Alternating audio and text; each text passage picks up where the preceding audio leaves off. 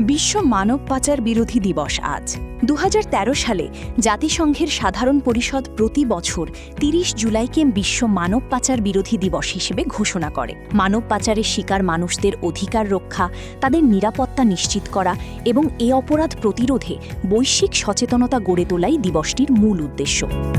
এবারের প্রতিপাদ্য trapped behind the scam বা প্রতারণার ফাঁদে আটকা পড়া। এবারের প্রতিপাদ্যের মাধ্যমে অনলাইন প্রতারণা, ভুয়া চাকরির প্রলোভন, জোরপূর্বক শ্রম, যৌন শোষণ এবং সংঘবদ্ধ অপরাধ চক্রের মাধ্যমে পরিচালিত মানব পাচারের ঝুঁকি সম্পর্কে সতর্ক থাকার আহ্বান জানানো হয়েছে। বিশেষজ্ঞরা বলছেন, উন্নত জীবনের স্বপ্ন দেখিয়ে কিংবা বিদেশে উচ্চ বেতনের চাকরির প্রলোভন দেখিয়ে অনেক মানুষকে পাচারের শিকার করা হয়। সামাজিক যোগাযোগ মাধ্যম ও অনলাইন প্ল্যাটফর্ম ব্যবহার করে প্রতারণার নতুন কৌশলও উদ্বেগজনক হারে বাড়ছে।